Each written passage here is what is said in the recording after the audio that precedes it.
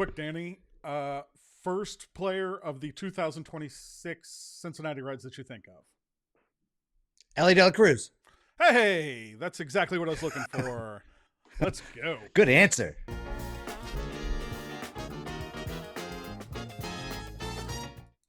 Hello, welcome once again to Riverfront Territory, a show on the Foul Territory Network covering the Cincinnati Reds. I am Trent Rosecrans, longtime beat writer, covering the Cincinnati Reds with The Athletic now, and he is the team's all-time saves leader, Mr. Danny Graves.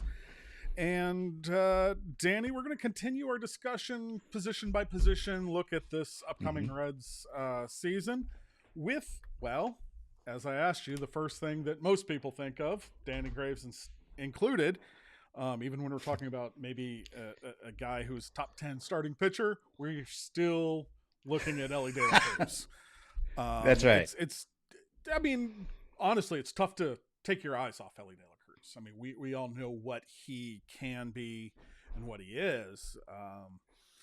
I don't know. It's almost like the thing I called this was star or superstar. And there is a difference. You've played with superstars and you've played with stars. What is the difference in your mind as a guy on the field between a star and a superstar? Well, I think a superstar could take over a game and change the game by himself with the things that he's capable of doing. Whether that's you're playing defense and you have the range or the arm or the consistency, or offensively, if the opposing team has to change the way that they approach your at bat because guys are on base in scoring position or whatever, they change the game even that way. For example, Ken Griffey Jr., even when he came over and was not in his best, in his prime years, he was still pitched around because he was a superstar. They didn't want Ken Griffey Jr. to beat him. And those guys, you try to find one on every team usually, but it's not the same anymore. There's not as many of those guys where I don't want this guy to beat us. They have certain ways to pitch to everybody. But Ken Griffey Jr. was the superstar. Elly De La Cruz is that guy right now. So by your definition, he's a superstar. Yes, I do think so. See, and mine is a little off. I'm going to say I think he's a star because the most important thing is consistency. And we have the flashes of that guy. But, you don't go a month wondering if Shohei Ohtani is going to hurt you. And we had the whole second half of last season. Is Elly De La Cruz going to hurt you? And for the second half of this season, which isn't exactly a half, or last season, it wasn't. And so to me, you're kind of looking at that, and we thought like, hey man, he's finally got it. This is superstar level stuff. He is the guy that is going to be there and going to do all that. So honestly, for me, we're almost there, not quite. And it all comes down to, here we go. Like, I'll get right into it. Here's the first half last year. 285, 359. I mean, those are superstar numbers. That's what makes you an all-star. And you're going, oh yeah, buddy, this is it. This is the guy. Like, you look at those numbers, that's you're early July, and Danny, you're going, woof, we're not letting that guy beat us, right? Yeah. Well, yes. And to your point, you're exactly right. I think superstars have to be consistent. They have to be able to have consistency throughout the whole season. And I do think that's coming, especially now that he has more of a supporting cast. And I'm not trying to dog the supporting cast that he had last year, but throughout the season, when pitchers make adjustments to these superstars are expected to make those adjustments back, right? So yeah, you're going to have slumps and you're going to go through these times, but the superstars do get out of those slumps. Elly never really did. But the second half, who did he really have? A Gino Suarez hitting behind him, to protect him. Well, and was there a day where we're looking at now? This isn't even star. Yeah. When we're looking at it, I don't know that he ever felt like he could take a day off, and he didn't. And I think there's, you as a teammate, everybody, you want the guy who posts. That guy's a gamer. Yeah. And I don't think anybody can question Elly De La Cruz's desire to play every day. And that's what you want. You know what? It's Terry Francona's his responsibility to say, like, all right, bud, you're not our best option today. Or you might be our best option today, but if you're best option today, it's going to be tough the next week. So we're going to give you this day. And I know you don't want to, but here we are. Yeah.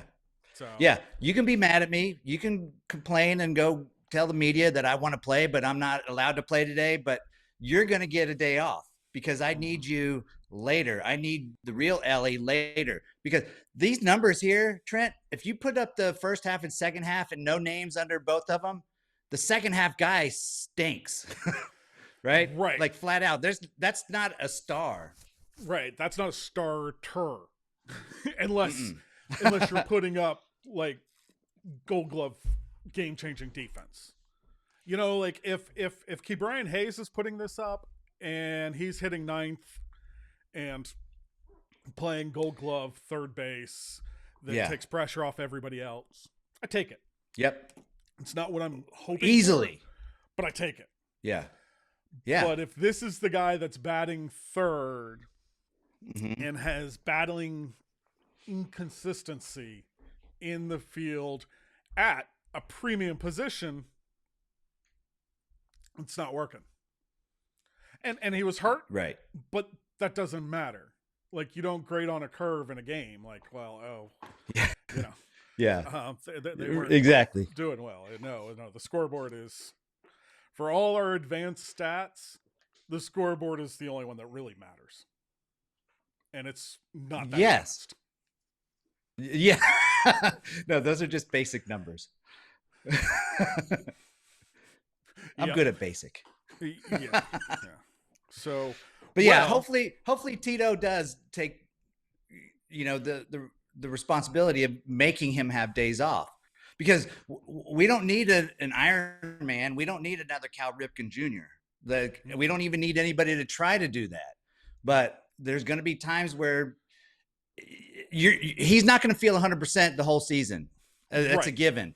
And then Tito will just have to decide which days he feels less healthy than the others and make him take a day off. Yep.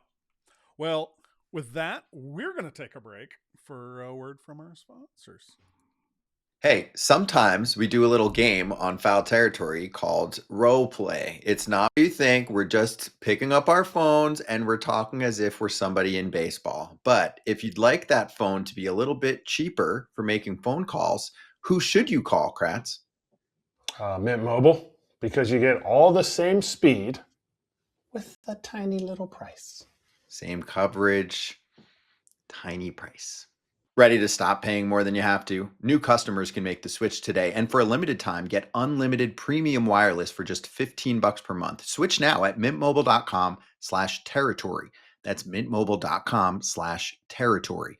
Upfront payment of $45 for 3 months, $90 for 6 months, or $180 for 12 months. Plan required, $15 a month equivalent. Taxes and fees extra. Initial plan term only. Over 50 gigabytes may slow when network is busy. Capable device required. Availability, speed, and coverage varies. See mintmobile.com. Save money. Get after it, FT fam. All right. We're back. All right. So continuing this, I mean, like, that's the thing too, is like, we don't have to get too much in who's going to get what playing time. This is a guy who started 161 games at shortstop last year in the regular season. So, you could see Matt McClain there a little bit, maybe later down the road, Edwin Arroyo, but with no injuries. And again, like, preseason, when we're talking about all this, you have to say injuries aside and assuming health. Yeah. Right. Yeah. Which you can't do, but you can't predict them either. So here we are. Yeah. Kind of what I wanted to look at, Danny. And we looked ahead of this going front is maybe play a little like there's so many expectations with Elly De La Cruz, right? And that's tough because we do have these expectations and we know what he can be. And hold on for a second while I get rid of these other ones. But,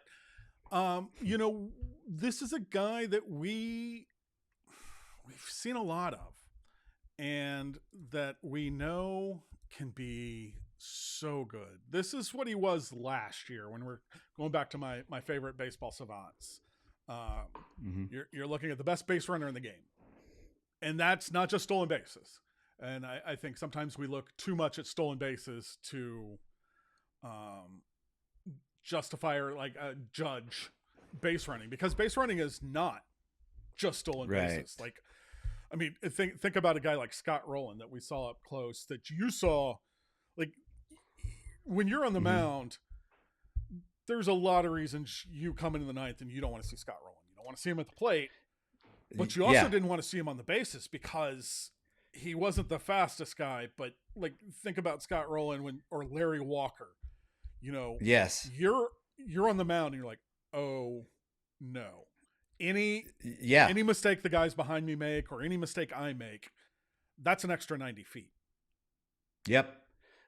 So good at it. Scott Rowland was so good at that. Larry Walker, Jeff Bagwell, these guys that did not run, they weren't like lighting up the stolen bases, but they will take the extra base, and they put pressure on the defense, and they know when not to take the extra base. They know when they should be taking that extra base. They know not to make the first or third out at third base. Whatever it is, if there's a hit to the outfield, they're going first to third. That's immediately in their mind. And then if you make them stop, they'll stop. But if you hesitate, they're taking it. That's good base running. And the difference with Elly De La Cruz is you're worried about Scott Rowland, Jeff Bagwell, those guys, even Larry Walker, who in his prime was faster than you think of him. Right. But those guys you're thinking first to third. With Elly, first base is scoring position.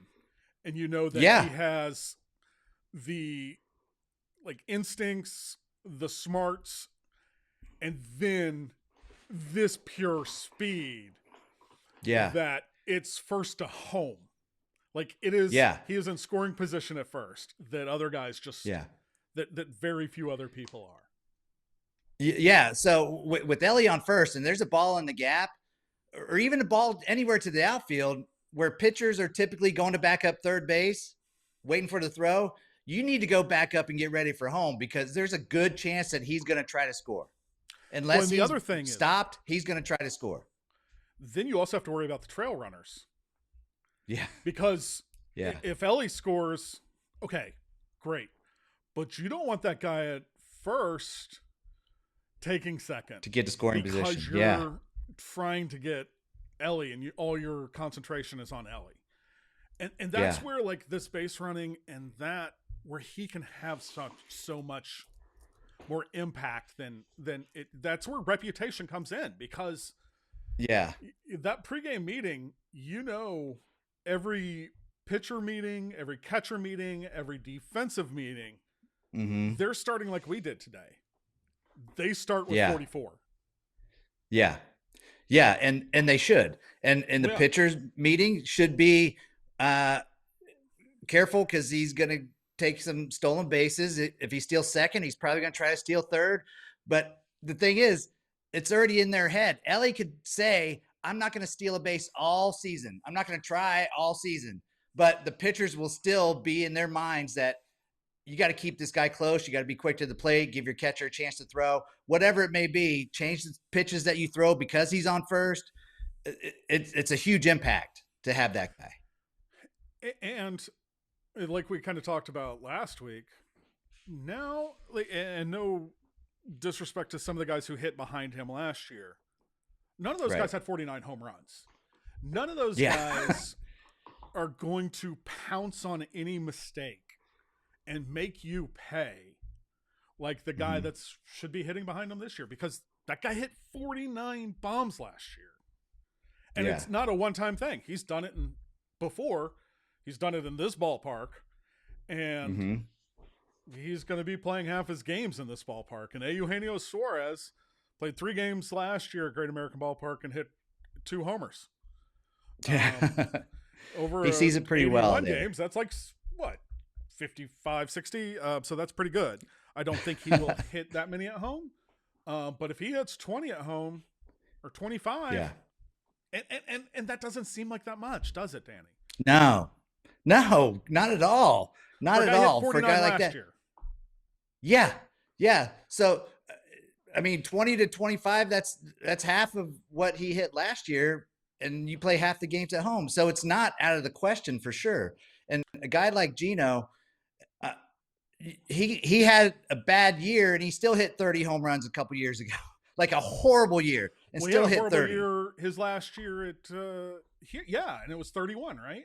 Or 30. Yeah. It was his last year here. That was maybe 2021 when he hit one something, right? Yeah, he hit like 198, I think, and he hit 30 home runs, 31. I don't remember, but we haven't seen a Red hit 30 homers since then, and that was his. That was the year where not only did he get traded, but it almost felt like a depreciating asset that you sent out. And at the time, he was, after two years coming off shoulder surgery and everything else in the world in 20 and 21. You had that. So this was Elly in 2024, right here. That's superstar. That's a lot of red. There's quite a few red stripes up there. I mean, maybe swings. There's a lot of swing and miss. There's a lot of strikeouts, but you know what? I can use those blues. I can live with those if I'm getting these reds up here in the. Just take the value category. Yeah. Batting, base running, and fielding. All 3 of those are extremely high. Those are superstars. Yeah. And that is 2024 where we're like, oh, he's getting better. I think so often when we're talking about Elly De La Cruz is everybody sees potential. And it's easy to talk about what this guy could be. Yeah. And so often when it becomes the question of Elly De La Cruz, one of my old therapists, Ray, shout out to Ray, great guy, great therapist. But Ray would always be like, Trent, you're shooting on yourself. And I think we should on Elly De La Cruz a lot. Yeah. And what he could be, what he should be, what we think he should be. Like, we're looking at this. This is the 2024 Elly De La Cruz where we're saying, you know what, he could be. Just stop. Recognize. If that's what he is, hell yeah, man. I'm taking that every day. Like, even if that is the ceiling. And I don't think it is. Right. Well, the problem with the shooting, I love that. That's a great quote. Shout out to your therapist for that. Like, God bless but therapy. That's kind of, yes. Thank you. Thank God for that. But that's the nature of the business, right? Because beginning of the season, there's projections. Beginning of the seasons, there's projected World Series champions. There's projected Cy Young Award winners. Like that's kind of the name of the game. They should do this. They should be this. But when they're not that, we should be okay with what they are. Yeah. And Elly is great. Yes. And let's just like make sure we point that out. This dude. Yeah. Great. Yeah. So what we're going to start here, I was kind of thinking, is we will do a quick game of over under. And hopefully again, we're really working on my my skills here. So this is our over under game. And let's start with what we saw last year. Last year, Elly De La Cruz hit 265, 336, 440 with 22 home runs, 37 stolen bases, a 9.6 walk rate, and a 25.9% strikeout rate. And if we're looking at that, like more than all these other and under the hoods, you go, hey, that's a pretty good player. You know, that's what, 776 OPS with some speed and some power. And, you know, like that's a star. That's an all-star. That's an all-star season at shortstop. But it's when you kind of look at that first half that was so good. You know, that it's tough to really kind of think about. That's the wrong one. There we go. Like that superstar. Yeah. And the total guy much better. So with that, we kind of started with the projections that we saw from Fangraphs, and I think both of us were kind of going like, I think we'd go the over and each of it. And maybe that's just our perspective. But when we took this over under game, we then kind of looked at things and in our pre taping meeting, we talked about like what would be tough. And we all know with Vegas that they want to make you get money on both sides. Like our friends at MGM Grand had, like, I started sweating the end of the Super Bowl because I had the under and I was feeling really good there for a little bit. I mean, this was $5, but hey, you know, I was getting the under. So I bet the under, and then it got close there at the end. I was like, oh God, I don't need anybody else to score, because if anybody else scores and it's a garbage touchdown, this is why I don't gamble, because there's just too much. Like, they did the good job. The over-under kept you interested till the end. So that's kind of what we did for ours. And I started with stolen bases, and I don't know that that's what I was going to go with, but hey, why don't we do it anyway? Yeah, why not? Because base running has always been in the red for him, so why not? Yeah. 45 stolen bases, over under, Danny. So, okay. I would like to say over, because the possibility of him stealing 45 is not hard. Like, I think he could steal 50 to 60 with no problem. But here's the thing, Trent. I'm going to say under, just for the fact that Gino is now going to be hitting behind him. And whoa, how you doing?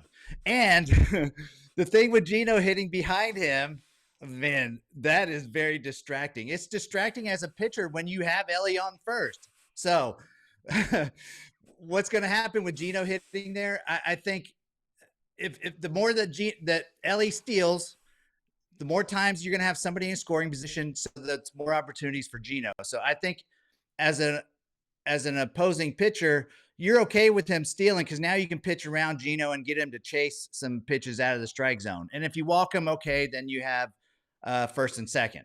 But that's why I think Elly may take less opportunities when Gino's at the plate. Now, if Gino makes a quick out and Elly's still on first, then go, take off, whatever you need to do. But I'm going to say it's going to be under.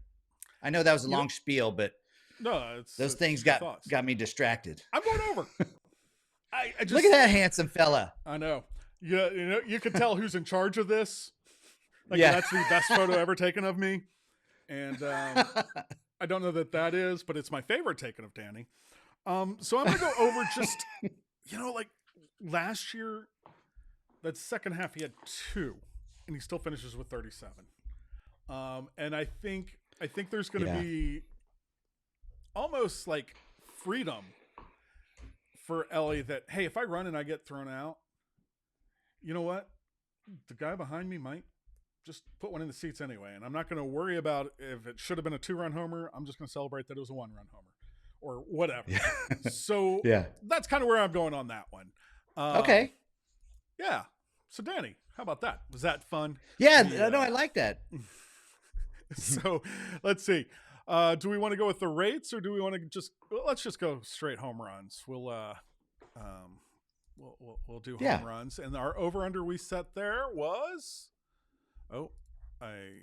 29. 29, because basically, is he going to hit 30 homers or not? Danny, I'm again. I just think there's going to be a relaxation of Gino, or with Gino there, and even if Gino's not there, I think I go over. But with that, I'm still going over. Danny? Yeah. Put the pepperonis on top. We're going over. Yeah. Yep. That to me is simple. Yeah. He's 20 to 25 in his years without Gino. With some protection now, it could be well over 30. Yeah. I kind of agree. So we will hide the, make the ladies stay because they wanted it back again. So I'm going to go now with average. So last year he hit 264 over the full season. 275 is, if Elly De La Cruz is a 275 hitter, you're talking MVP candidacy, honestly, to me. Yeah. Where are you going? 275. You think a whole season we get that? Man. So 264 with the terrible second half last year. 275 seems very, very reasonable to me. Gosh, if I could, if we could go like,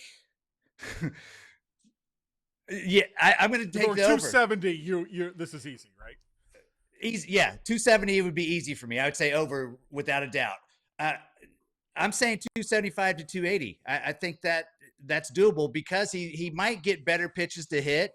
There might be 4 or 5 at bats throughout the whole season that he's going to get a fastball because Gino's behind him, So just those few extra hits could get him some extra points at the end of the season. So I'm going to go over.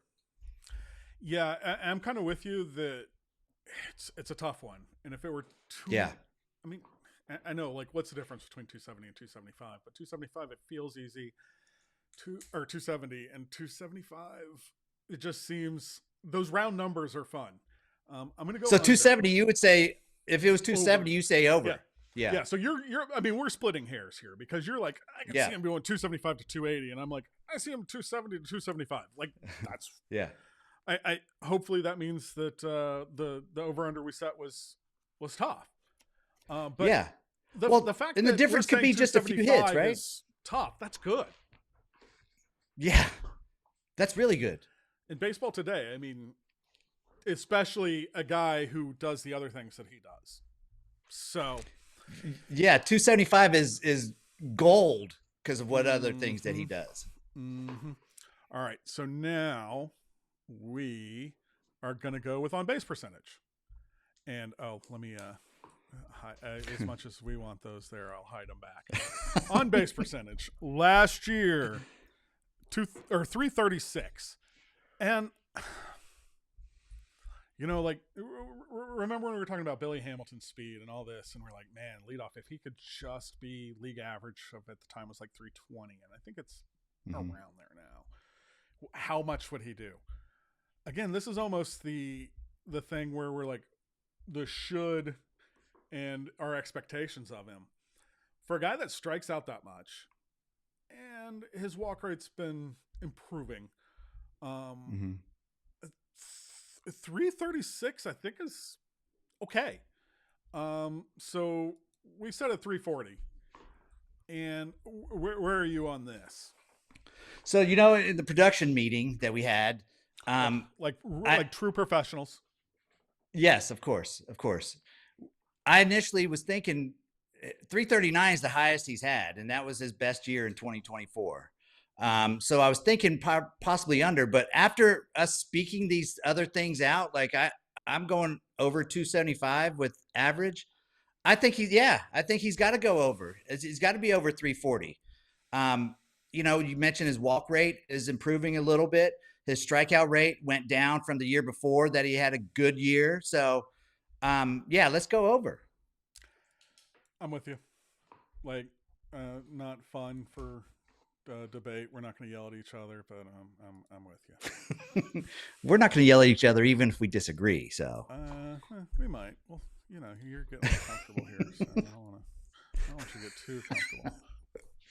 Slug. Wait, I'm comfortable. My pepperonis are showing. I'm comfortable. Apparently, I found them. So the slug and 440 last year.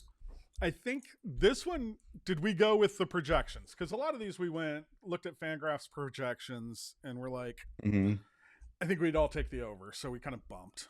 But this one we kept. This is the Fangraph projection of 459. Where are you on that? Yeah, I got to go over because the fact that I'm going over on the homers. I'm saying he's hitting a ton of homers, so the slugging is going to go up. All right. I don't know. We going to argue? I don't know that we're going to argue, but I kind of like that 460 is maybe the over-under where I'd be. Like, if it were 465, I would feel better going the under. But it's hard to go the under on Elly on this if I've done the others, because so many of his singles can be doubles and doubles can be triples, and that's going to play into this. Yeah. Right. So that's kind of where I am. I just, if he is having that kind of year at the plate, those doubles and triples, because of his speed, because of his aggression, it'll be a little bit more. And so that's why I'm going over there. Yeah. So, no argument here. Hey, I thought we were supposed to argue in that modern day stuff. So yeah. So there we go. That was that game. Yeah. And I think when it comes to this was something we talked about. I want to get your perspective of the defense, because I don't love any of the metrics. I think they give you, especially a lot of the StatCast ones, give you a good idea, but it's almost like game calling for a catcher. Like, you can't get into there's so many things that go for each one, like why he called, when, and all those things. And it's hard to quantify a lot of those things. So for me, I like kind of oops. Sorry about that, Danny. Sorry, not sorry. That was not exactly what I was trying to do. But it's okay. Fun. We're getting there. So for me, Danny, like, we kind of want to talk about, like, what gives you confidence. Like, when if you have a guy like Elly De La Cruz behind you, how do you feel defensively? I feel pretty safe. Even with I say safe, even with the errors, because obviously you don't like errors as a pitcher, but that, like, I know that Elly's going to get to some balls that a lot of other shortstops can't get to. He may throw it away, and that's an error, but the other shortstops, it gets to the outfield, so they get hits, and guys can score if they're in scoring position. Elly's going to keep the ball on the infield and hope he makes the throw, or hope somebody makes a good play at first. I think having a shortstop with range and a good arm and almost the instincts of knowing where to be, regardless of what the metrics say, or regardless of what, play here because the tendencies, or he hits it here. Well, if Elly can get to it, he's going to get it, and he's going to make a good, strong throw. Sometimes the throw's not there, but some of the best shortstops in the history of Major League Baseball have had a lot of errors early in their career, because they want to make the plays. They do everything they can to make the plays. For example, I know we talked about Barry Larkin. Barry was the best. That is amazing. Yeah, Barry. I went to the wrong one. Sorry about that, people. I know you. I'm learning. You're getting there. I'll go ahead and keep talking while you're looking for it. But Barry was the best shortstop I've ever played with. He didn't have the most range, but he was the smartest shortstop that I was ever around. And I played with Omar Vizquel, who had a ton of Gold Gloves. But Barry knew where to be. And if he was in the hole between short and third, you knew you were going to get a throw that bounced off the turf or bounced off the grass because he wanted that one hop perfect throw to the first baseman. Now, when you're a young kid with an arm like Elly, you get to that ball, you're going to fire it as hard as you can. And a lot of them sail or they go straight in the dirt, and it's a hard pick for the first baseman. Barry also is a guy that he would come up and talk to me and remind me about certain hitters throughout the league, about certain ways to throw to him and certain things that he's seen, regardless of what the scouting report was. I'll never forget. And I think I said this in my Hall of Fame speech. Barry came up to me one time. We were playing in Wrigley Field. It was bottom of the ninth. Joe Girardi comes up. Joe Girardi is not somebody that you need to be threatened by as a hitter, right? He was a great catcher. But as a hitter, he wasn't that guy.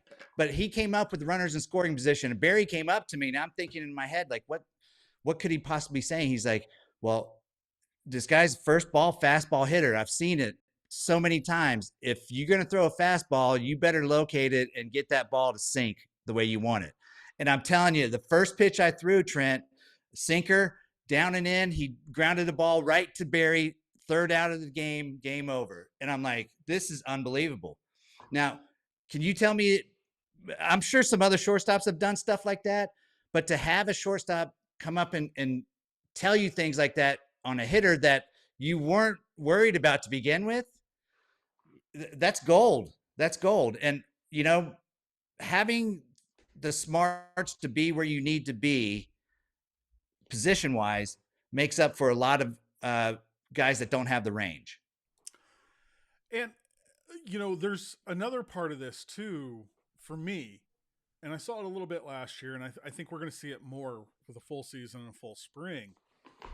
When you have Ke'Bryan Hayes next to you, that takes a little pressure off, especially like when you look at Elly, he's better going to his left than his right. Well, the amount of area that he has to go to his right is a lot less when it's Ke'Bryan Hayes versus any other third baseman, right? Yeah, that's a great point. That's a huge difference. You got a platinum gold glove winner or platinum glove winner, whatever you call it, the best defensive player. He's platinum level. Yeah, and he's going to be gold glove caliber for quite a long time. So that takes that extra pressure off for sure. And these numbers, just with these two compared up here, it's Elly's 420 career games and Barry's first 414 games in his career. So this was Danny Graves' original work, by the way. and I mean, so this is, you know, we're down on Elly's second half, but, you know, as young up and coming superstars, it's, you know, they are who they are at the beginning, but it doesn't mean that they're going to be a struggling second half guy for his whole career. Like, I mean, Elly's going to be fine. And when Barry was Elly's age, he was in the minors. Well, there you go too. Yep. That's another great point. These aren't apples and oranges with ages, because Barry's a guy who went to college, played at college, and you know, like you go from being a high school kid or kid in the Dominican, a 16-year-old kid, and it's a lot different. And so when you get to the big leagues and you've at least played in college, you've played in front of, I mean, at Miami, you played in College World Series. You've played in these things. Barry played in some of these things. Barry played football and bigger things. So yeah, it is important to note that as well, that we forget that Elly De La Cruz is still extremely young and a guy who came up when a lot of these other guys were in college. Chase Burns was in college when he was, you know, that age. So again, it is a big difference, and it's not apples and oranges. Right. You can dream on Elly, but you can also appreciate what is there and understand that it can get better. Or maybe, I mean, there's a guy that we've seen a lot, that so much of his value comes from his legs. And we saw in the second half what happened when he doesn't have his legs. Yeah. Yeah. So, shortstop, it's going to be Elly De La Cruz. And Elly De La Cruz. Yeah. So with that, where that wraps up our kind of look. I don't think we need to look too deep into it right now, but there are some young guys on the way, yes, and they have some shortstop prospects. But we all know that just because you're a top shortstop prospect in High A doesn't mean that that's where you're going to see the field in the big leagues. I mean, shoot, Eugenio Suarez was a glove first shortstop when he came over to the Reds, or at least that was his reputation. Yeah. Well, or your good trade bait. Yeah. I mean, again, that you want to go to Perry Larkin, you had Barry Larkin and Kurt Stillwell. And so they trade Kurt Stillwell to the Royals and get Danny Jackson, who's a huge part of the 1990 team in the World Series. Yep. And then that other guy that became a Hall of Famer. Yeah. And they chose correctly. There was a couple years ago where the Reds chose, say, Devin Mesoraco over Yasmani Grandal. And we don't know if injuries didn't happen, who would have won that, but we do when you look at you line up the careers. Yasmani Grandal has probably had a better career than Devin Mesoraco, and I think Devin would even say that. I know Devin would because he will self-deprecate, but this was a guy who was an all-star before the injuries got him. Right.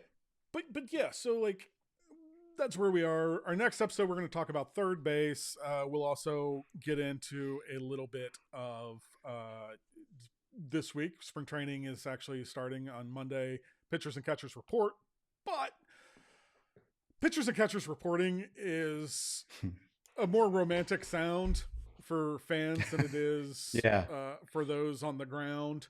I did not go out for that first day, in part just because pitchers and catchers reporting is pretty much exactly as it sounds. Like, what did you do on pitch and and now, especially now that it's not even, you don't have physicals that day, or you have the way they're doing it this year is the reporting on Monday, physicals Tuesday, workout Wednesday. Like pitchers and catchers reporting when Danny Graves reported for spring training in Sarasota or where else, what did that entail for you? That was by far my favorite day of the year. That was Christmas for baseball players, for me anyways. So it was, you show up to the clubhouse, you bring in your gear, whatever you want to bring in, and then the clubbies put your locker together and you're going around saying hello to everybody. Good to see you. What'd you spend your money on this off season? And that was it. And then you go play golf or go do whatever you want. That was the first day of where pitchers catchers working. Yeah. The best analogy I can think of or way to relate it is those great classes in college. I don't know if you actually went to college or classes at the University. I was enrolled. Miami. You were enrolled, yeah. There's a difference between being enrolled and being in class. But it's like when you would take the syllabus and run days where the professor would give you the syllabus. This is back in the old days before you had the syllabus on your computer, before as soon as you registered. These were the old days, but in the old days, it was so many of those were take the syllabus and run days where you'd go in, you'd figure out where your class was, and grab the syllabus, see what you're going to do, and that's it. And see you. So very simple. I'm headed out to Goodyear this week. I will be in Goodyear. Maybe not by the time you hear or watch this, but by the next one that you hear or watch. I go out Wednesday, and we'll be there Wednesday for. I should hit some of the actual workout, depending on everything how it works out at the airport. Fun. Oh, lovely. But I get lovely early airports in the morning. That's pretty much where we are, and we're kind of getting into it now. And then I think we'll do third base, and then finish up with the outfield, and then move on to what a season entails. We're going to do our wrap up thing where it's Foul Territory. Riverfront Territory is part of the Foul Territory Network.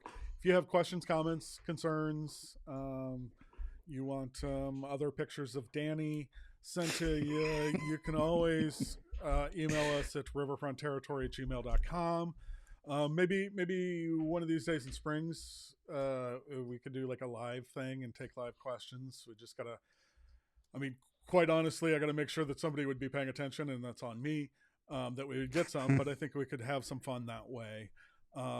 If you want to email us, if you like that or idea, or put it in the comments of YouTube, if we scheduled or something, maybe what I could do is like on the first show of the week, be like, hey, if you want to come Wednesday at this time, we can do it. So yeah, that's kind of where we are. You can you make sure you can get us on the Foul Territory Network on YouTube, iTunes, wherever you get your shows, and subscribe, rate, review. That would be cool. So that's pretty much it. I think the takeaway from this is Elly De La Cruz good. Is good. And can actually get better, and even if he's not that much better, he's still good. Shortstop, Elly De La Cruz. All righty. Well, Danny, we did it again, and we'll do it again tomorrow. Yep. And hey, I got you even out before you're out that you had me. Look at that. Well-oiled machine. Money. Or oiled. That's right. Machine. Don't know if it's well-oiled, but it's oiled.